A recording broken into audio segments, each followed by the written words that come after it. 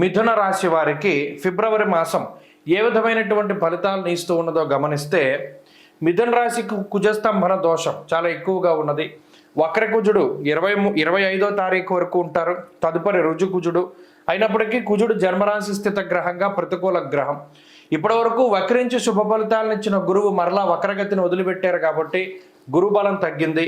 అలాగే ఈ మాసం ప్రారంభంలో 13వ తారీఖు వరకు అష్టమ రవి దోషం ఉంటుంది.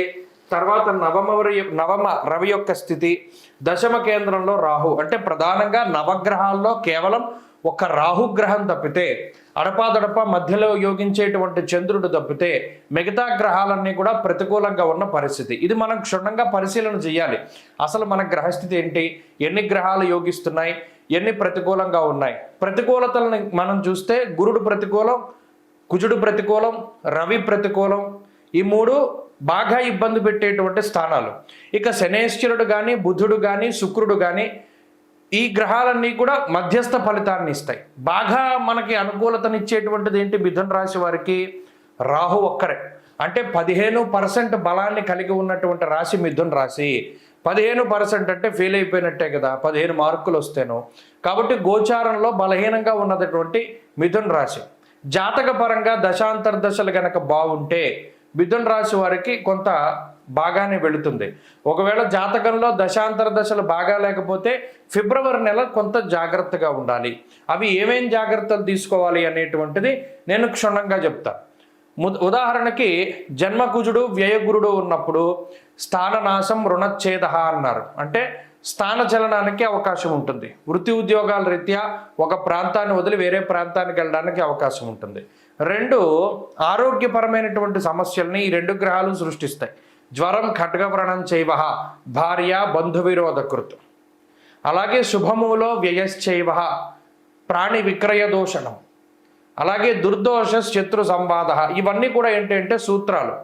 కాలాన్ని మనం గణించేటప్పుడు గ్రహాల ప్రతికూలతల వల్ల ఈ ఫలితాలు వస్తాయి అని ఋషులు చెప్పారు. కాబట్టి ఆ ఫలితాలను మనం జాగ్రత్తగా పరిశీలన చేస్తే అవి మనకి కలగకుండా బయటికి తప్పించుకోవచ్చు. ఉదాహరణకి ఈ కుజుని యొక్క జన్మరాశి స్థితి వల్ల ఏదైనా కాలినటువంటి గాయాలు, కోసుకున్నటువంటి అంటే పదునైన వస్తువులు అవి మనకి తగలడం వల్ల ఏర్పడినటువంటి గాయాలు, చర్మ సమస్యలు, అగ్ని ప్రమాదాలు, విద్యుత్ వల్ల సమస్యలు, వీటివి ఎక్కువగా కనబడుతూ ఉంటాయి. కాబట్టి వాటి దగ్గరికి వెళ్ళినప్పుడు కొంత జాగ్రత్త పడితే మనకు సరిపోతుంది. అలాగే ప్రయాణం చేసేటప్పుడు కూడా దెబ్బలు తగలడానికి ఆస్కారం ఉంటుంది. అందువల్ల చాలా నిదానంగా మనం ప్రయాణం సాగిస్తూ ఉండి సేఫ్టీ ప్రికాషన్స్ తీసుకుంటే కొంత స్వయంకృతాపరాధాల నుండి బయటపడడం ద్వారా, అంటే కొంత జాగ్రత్తగా ఉండడం ద్వారా కూడా గ్రహాల యొక్క ప్రభావం నుండి బయటపడతారు. కాన్షియస్గా ఉండాలి.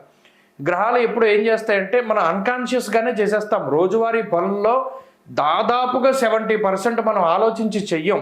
బాడీ ప్రజెంట్, మైండ్ ఆబ్సెంట్గానే ఉంటుంది. ఎందుకు అలా ఉంటుంది అంటే అది కూడా గ్రహస్థితే. అందువల్లనే వర్తమానాన్ని మనం ఎక్కువ పట్టుకోవాలి. వర్తమానంలో ఉండనివ్వదు ఈ గ్రహస్థితి.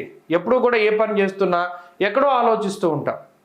కాబట్టి ఆ పరిస్థితిని దాటి మనం ఈ యథార్థంలోకి వస్తే కుజుడిచ్చే ఫలితాలని దాటడానికని మౌనంగా ఉండడం ఒకటి, నిదానంగా ఉండడం ఒకటి, అప్రమత్తంగా ఉండడం ఒకటి. అలాగే ఈ మాసంలో కొంత ఖర్చు కనబడుతోంది. అది శుభమూలకమైనటువంటి ఖర్చుగానే కనబడుతోంది. కాబట్టి ఒకవేళ డబ్బు ఖర్చు పెట్టవలసి వచ్చినా భయపడాల్సిన పని లేదు. అది శుభ కార్యక్రమాలకే ఖర్చు అవుతుంది అనేటువంటి విషయాన్ని దృష్టిలో పెట్టుకోవాలి. ఇక బంధుమూలకంగా కానీ లేదా ప్రయాణాల వల్ల కానీ కొంత ధనాన్ని ఖర్చు పెట్టవలసి వస్తుంది. ఆ రకంగా కూడా కొంత మనం ప్రిపేర్డ్గా ఉండడం మంచిది. ప్రత్యేకించి ఎప్పుడూ కూడా పక్క వాళ్ళ వెహికల్స్, పక్క వాళ్ళ వస్తువులు లేదా వాళ్ళు సెంటిమెంట్గా ఉపయోగించేటువంటి వస్తువులు ఏవి కూడా మీరు వాడకండి. ఎందుకంటే అవి మీ చేతిలో పాడైపోయే ప్రమాదాలు ఎక్కువ. దానివల్ల మీ స్నేహము లేదా వారికి మీకు ఉండేటువంటి స్నేహం దెబ్బతింటుంది. అందువల్ల బెస్ట్ సజెషన్ ఈ నెలలో ఏంటి అంటే, మీ బండి పాడైపోయింది, నడుచుకుంటూ వెళ్ళండి లేకపోతే బస్సు ఎక్కి వెళ్ళండి, కానీ పక్కవాడి బండి అడిగి వెళ్తే ఆ బండిని ఎవడోవాడు వచ్చి గుద్దుతాడు. మీకు బాగానే ఉంటుంది, బండి నాశనం అయిపోతుంది. అది మనం ఏం చేయలేని పరిస్థితి. ఇటువంటి విచిత్రమైన వాతావరణం ఉంటుంది. మనకు లేనప్పుడు అన్నీ మన దగ్గర ఉంచుకుని జాగ్రత్తగా మనం నిదానంగా ముందుకెళ్ళిపోవడం మంచిది. తప్పితే పక్క వాళ్ళది ఆశించడము, పక్క వాళ్ళ హెల్ప్ అడగడం ఇవి చాలా తగ్గించుకోవాలి. ఇది ప్రధానంగా ఈ మాసంలో ఈ రాశి వారు గుర్తుపెట్టుకోవాలి. కాబట్టి రాహు బలం మీద వెళుతున్నాం కాబట్టి మిథున రాశి వారు అందరూ కూడా కొంత మాయ అనేటువంటిది సహాయం చేస్తుంది. కొన్ని కొన్ని సందర్భాల్లో మాయగా కొన్ని అపాయాల నుండి బయటపడతారు, మాయగా కొన్ని కొన్ని సందర్భాల్లో అపాయంలో పడతారు. కాబట్టి ఇది కొంత జాగ్రత్తగా చూసుకుంటే మంచిది. కాబట్టి ఈ మాసంలో ప్రత్యేకించి సూర్యారాధన ప్రధానంగా చేయండి. సూర్యుడిని గనక ఆరాధన చేస్తే ఈ మాసం చాలా అద్భుతంగా ముందుకు సాగుతూ ఉంటుంది. స్వస్తి.